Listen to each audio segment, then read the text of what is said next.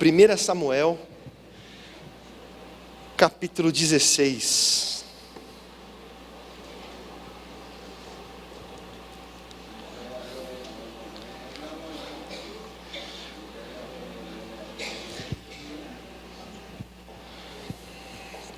Diz assim, Samuel, onde é que fica 1 Samuel? Você precisa visitar o Ibarque para aprender um pouco mais da Bíblia então, né? Procure o Tiago no final do culto, faça um tour no Ibarque, para você achar não só 1 Samuel, mas também Amós, Obadias, Sofonias, né, e tudo mais. Mas é um passeio muito legal, gratuito, onde tivemos 9 pessoas ali passando num tour. Foi muito legal, é só agendar, de graça também. 1 Samuel, capítulo 16, versículo 13, diz assim: Samuel apanhou o chifre, né, um chifre de animal, que era usado como uma vasilha, tá? Samuel apanhou o chifre cheio de óleo e o ungiu na presença de seus irmãos. E a partir daquele dia, o Espírito do Senhor se apoderou de Davi. E Samuel voltou para Ramá. Davi é um personagem conhecido da Bíblia, nós ouvimos muitas coisas da história dele.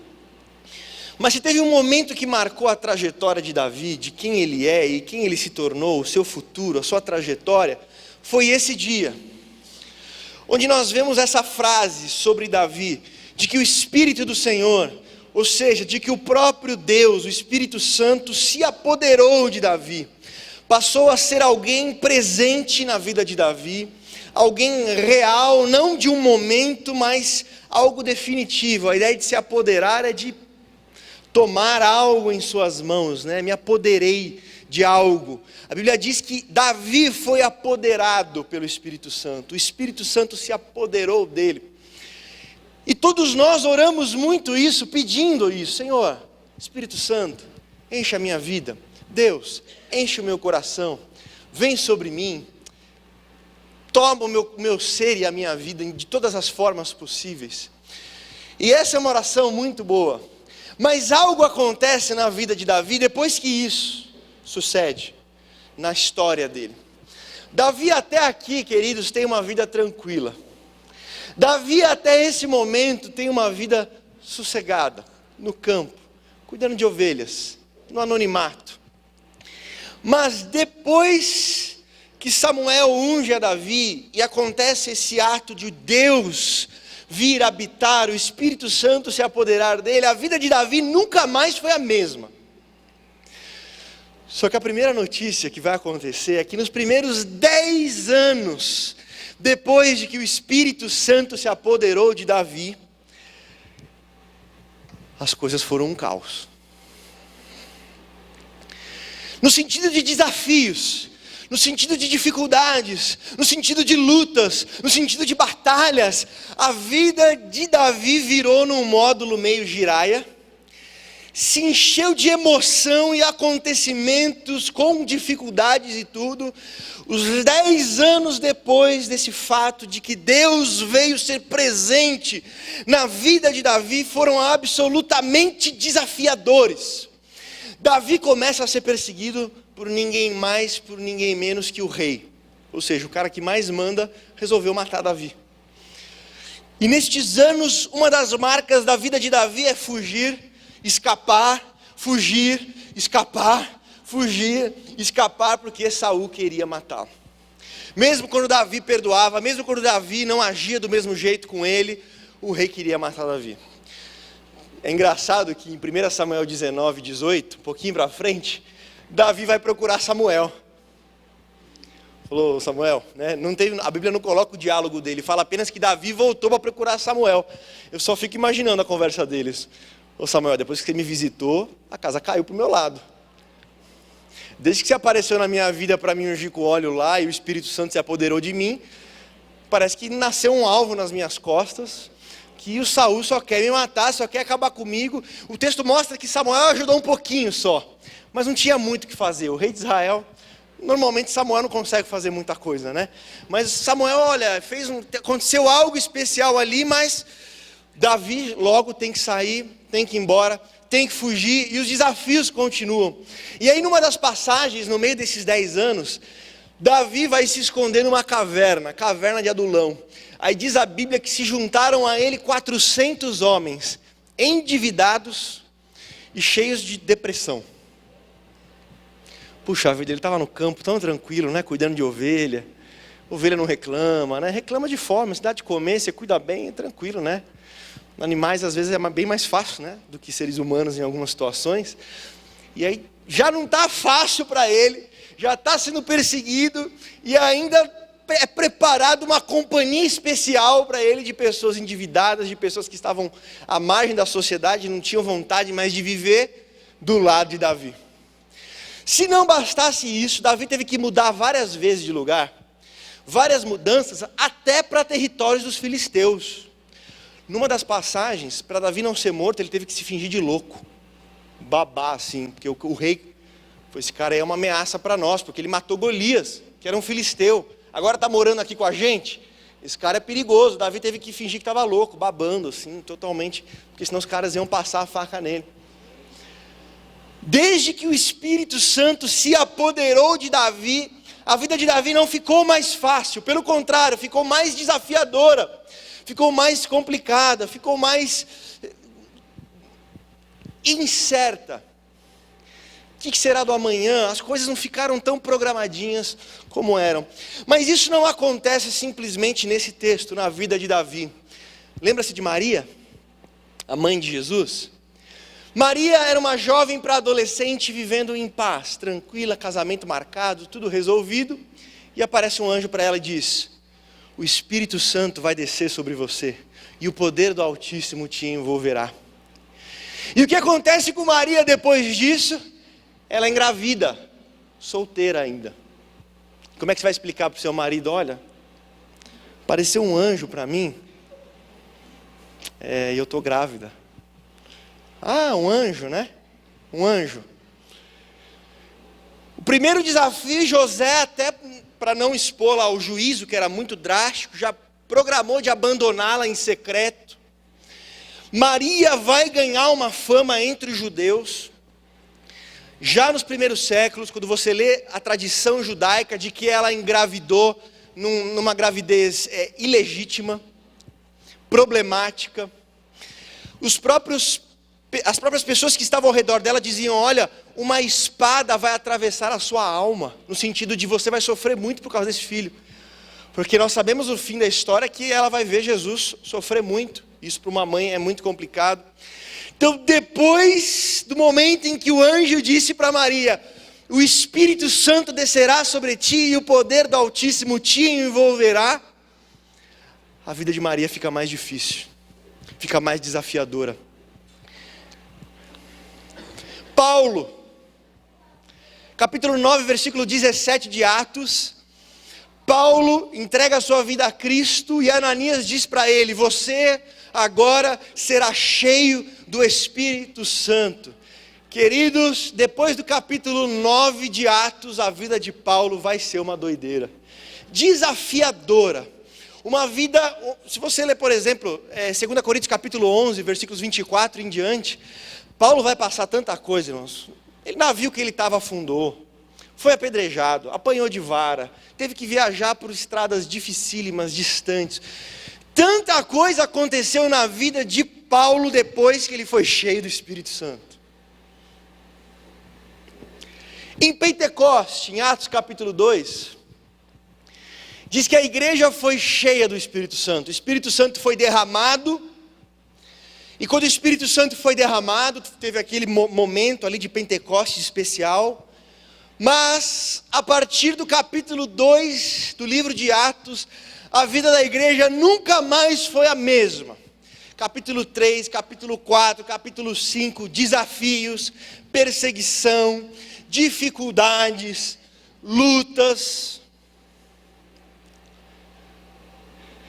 Mas a gente poderia usar ainda mais 2 exemplos, ainda mais especiais ou interessantes. Quando você abre a sua Bíblia, a primeira coisa que você lê é: no princípio criou Deus os céus e a terra, e a terra era sem forma e vazia.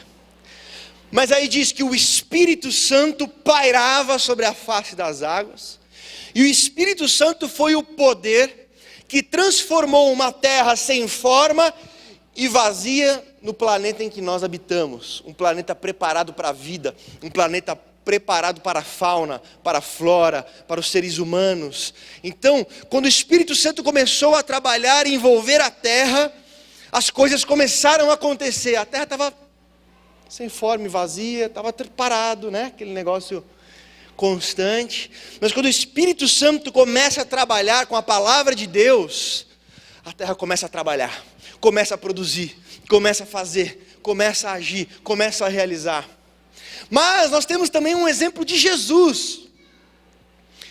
Samuel, o que Jesus fez dos 12 aos 30 anos? Viveu primeiro, né?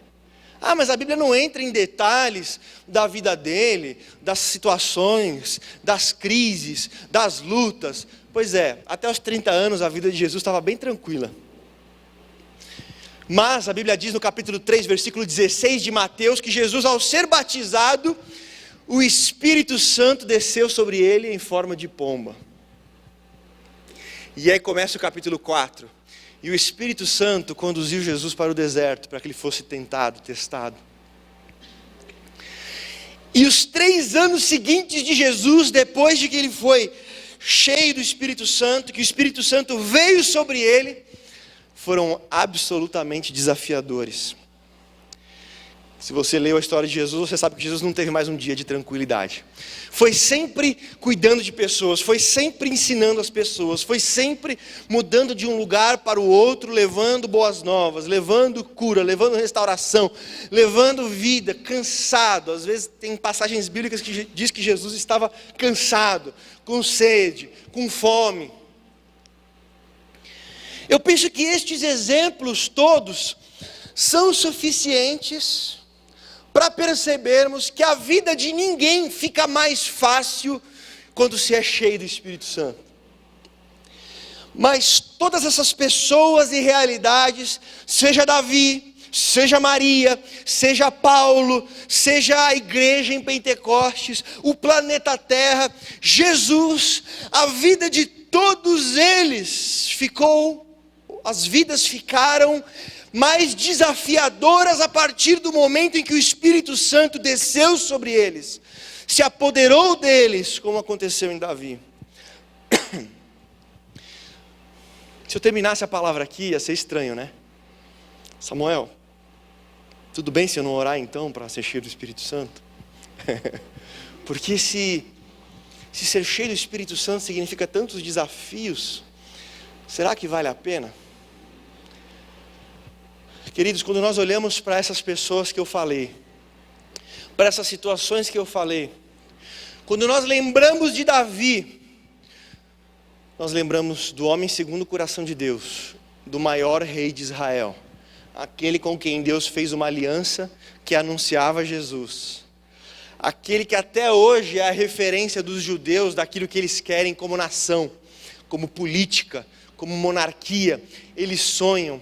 Quando nós falamos de Davi, falamos de um dos maiores heróis da fé da Bíblia, não perfeito, mas um herói da fé, alguém que viveu muita coisa, aquele que fez muita coisa, construiu muita coisa e tem uma grande fama de ter sido alguém importante, relevante. Quando nós lembramos de Maria, nós logo lembramos aquilo que o anjo falou para ela: todas as nações vão te chamar bem-aventurada.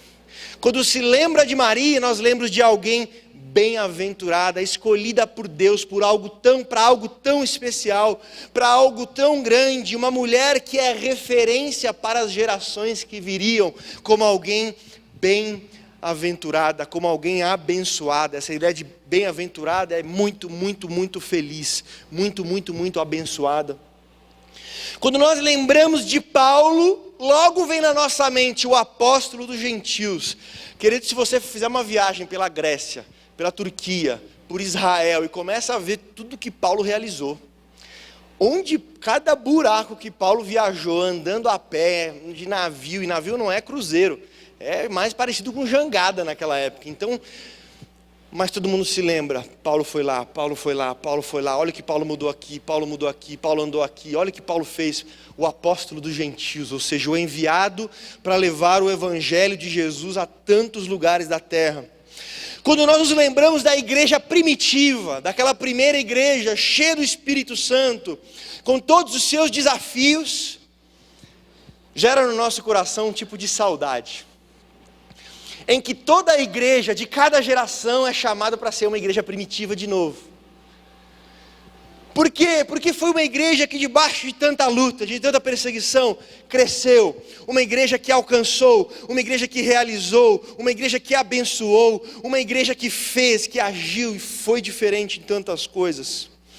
O planeta Terra, talvez você tenha um canal chamado Discovery Channel, né? Alguma coisa assim, History Channel, esses canais que mostram o planeta Terra, que mostram as belezas, as coisas da Terra.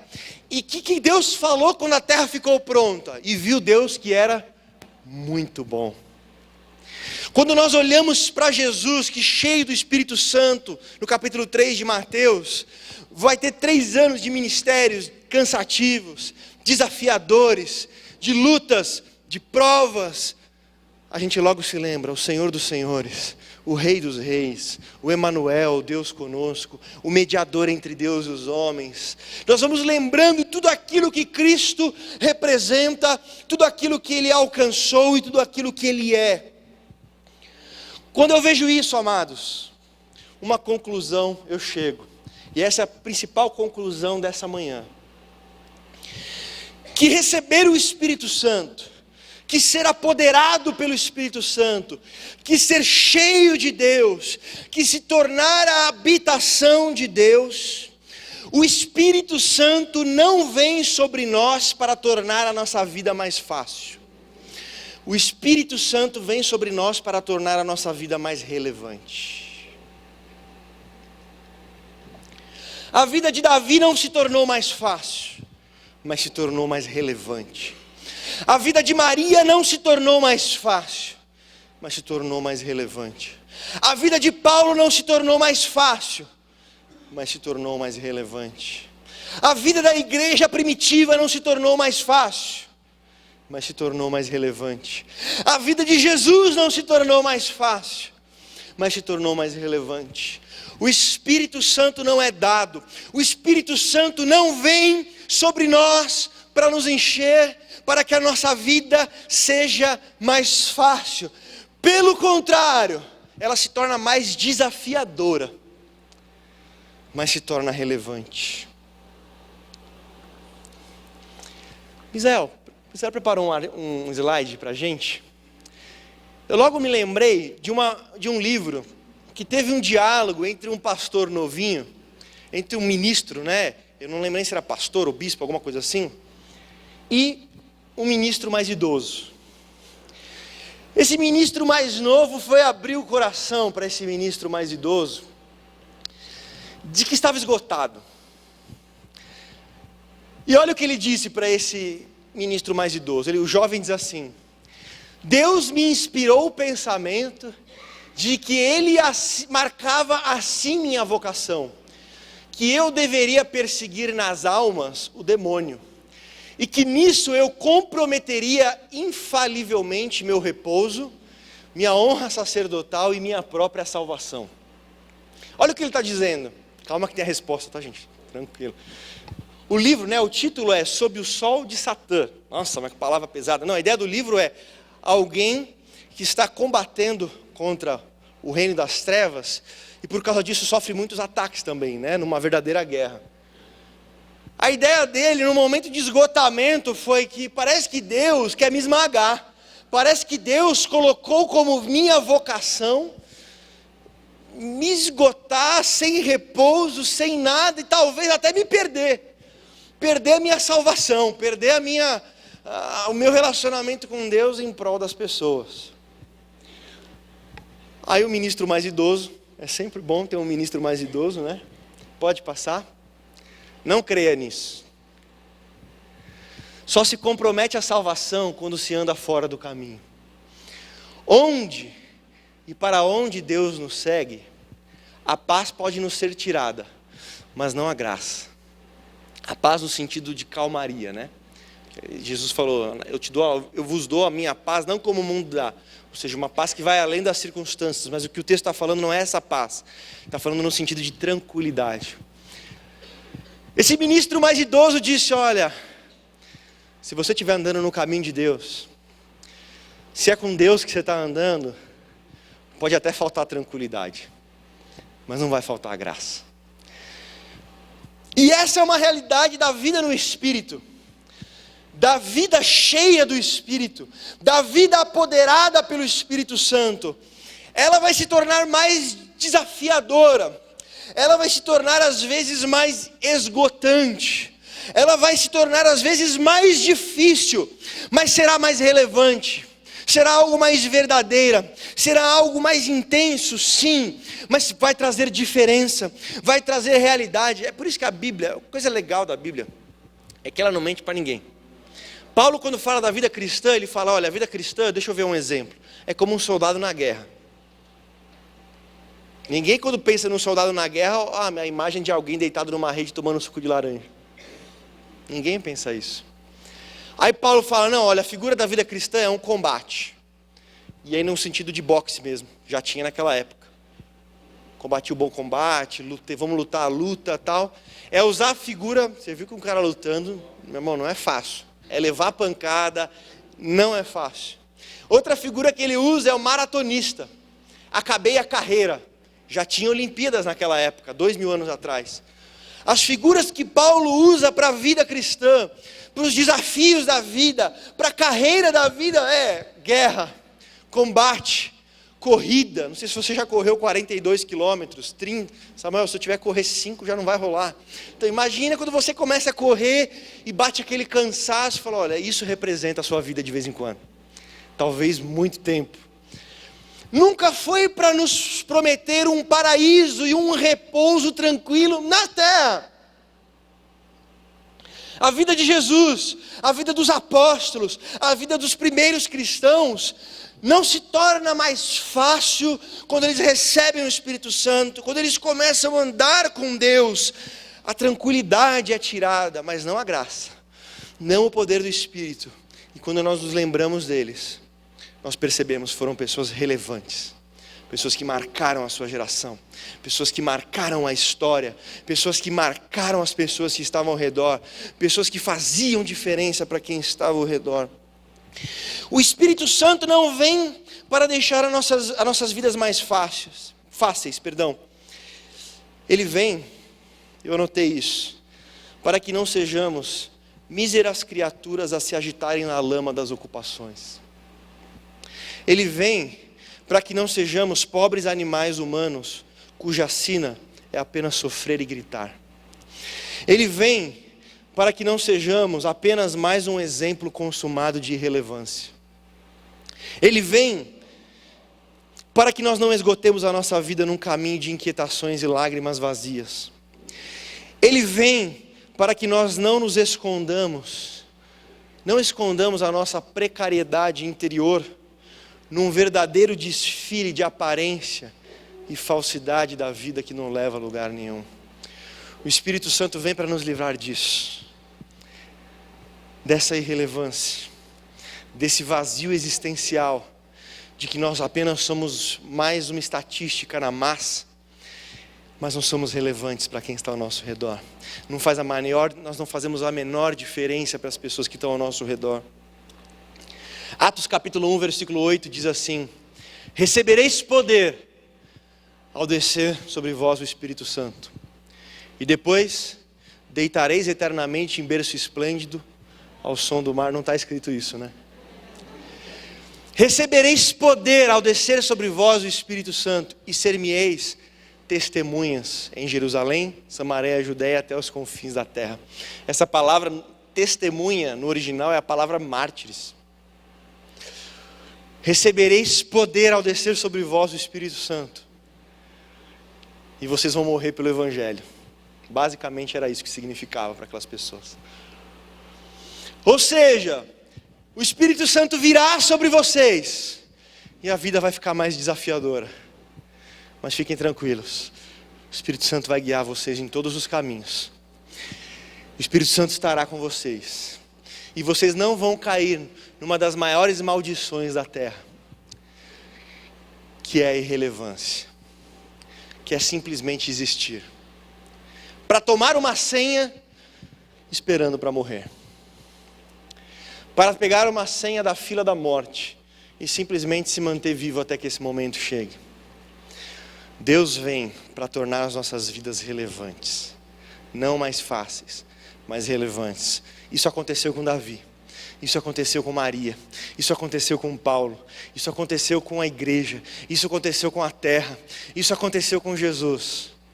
Não esperemos que seja diferente quando nós oramos. Senhor, encha a minha vida.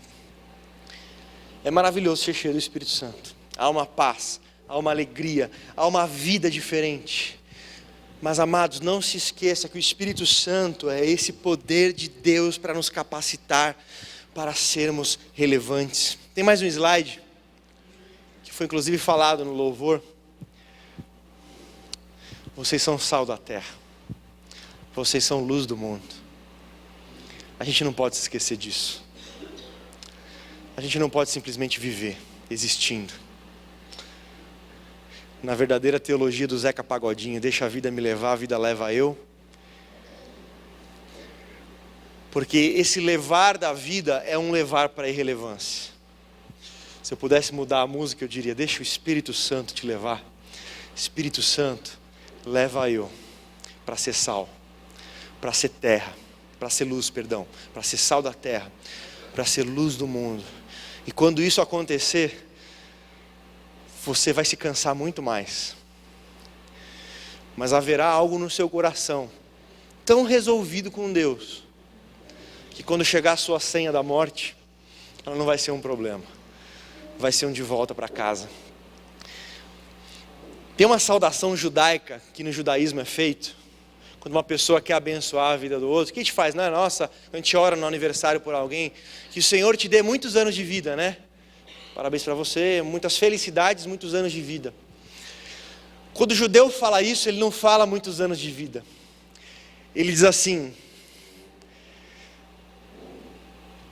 eu te desejo dias compridos. Dias compridos. O que é isso? Ao invés de desejar quantidade de dias, eu te desejo dias relevantes.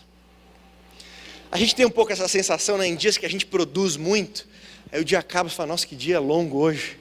Hoje o dia foi cumprido, né? Hoje o dia... Então eles falam assim, olha, dias cumpridos, relevantes, é onde mora a verdadeira bênção de Deus. Então, ao invés de desejarem que os seus dias se multipliquem, que você viva 100 anos, a ideia é, se você viver 20 anos, que sejam dias compridos, que sejam não dias com mais de 24 horas, não tem como mudar isso. Os dias têm 24 horas, mas que eles sejam preenchidos de relevância, que eles sejam preenchidos de importância, que eles sejam preenchidos com diferença, que nós fazemos, que nós somos, aonde estamos. Temos mais um slide. Não deve haver maior tristeza do que acordarmos um belo dia, com os cabelos cinzentos, aproximando-se da idade mais avançada, e percebemos que nosso tempo não foi bem aproveitado, que não fizemos jus aos dons e potencial, a energia e a força que Deus nos concedeu. A nossa oração nessa manhã, para concluir essa palavra, é aquilo que João da Cruz disse uma vez: não se esforce para escolher o caminho mais fácil. Às vezes o mais importante é o caminho mais difícil, desde que Deus vá com você. Se o Espírito Santo te encher essa manhã e te conduzir para lugares desafiadores, vá. Mas vai ser cansativo, vai. Vai ser difícil, vai. Às vezes eu vou quase estourar, vai. Mas vai. Vai mesmo assim. Porque um dia nós poderemos olhar para a sua vida, e Deus acima de tudo vai olhar para a sua vida e perceber que o tempo que você viveu aqui, você foi uma pessoa relevante. E eu concluiria dizendo que o Espírito Santo é o Espírito da relevância. Samuel, como é que eu posso saber se eu sou uma pessoa cheia do Espírito Santo?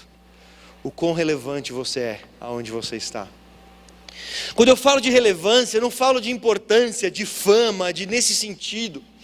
Eu falo exatamente naquilo que está ao seu redor, nas pessoas que estão ao seu redor, na bênção que nós somos para as pessoas que estão ao nosso redor, nas coisas simples, nas coisas pequenas. É a relevância de um pai que entende o seu papel como pai, de uma mãe que entende o seu lugar como mãe, de um casal que cada um entende o seu papel como marido, como esposa, no trabalho, em todas as coisas. Nós passamos a entender que há uma motivação santa dentro de nós agora para fazermos tudo aquilo que fazemos. Então tudo o que fazemos é relevante quando as nossas motivações são motivações do Espírito de Deus, e tem esse papel e esse desejo de ser sal e de ser luz.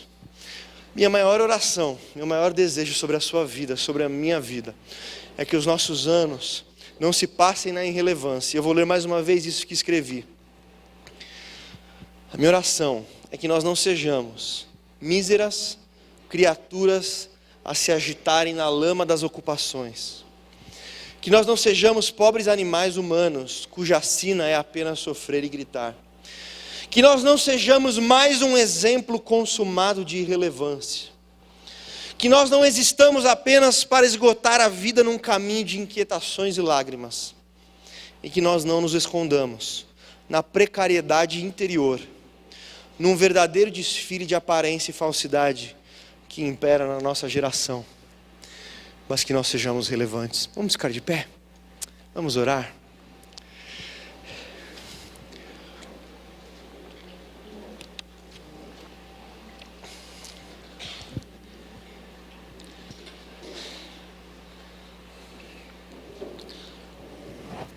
Poxa, Samuel, minha vida está tão difícil, por que será?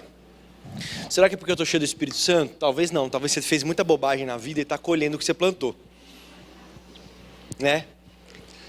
Tomou um monte de decisão errada na jornada e agora, então eu estou cheio do Espírito Santo que a casa está caindo. Não.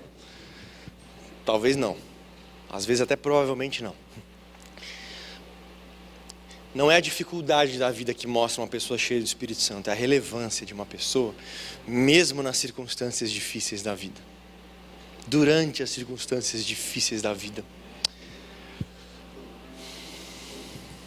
Você quer orar nessa manhã para ser cheio do Espírito Santo? Esse vai ser um pedido muito consciente hoje. Que quando nós falamos em ser cheio do Espírito Santo, a gente pensa sempre em algumas coisas. Puxa, agora eu vou profetizar, agora eu vou ter visões, agora eu vou... E tudo isso faz parte de uma vida cheia do Espírito. Vou receber os dons de Deus, o fruto do Espírito. Tudo isso é verdade. Mas não é só isso.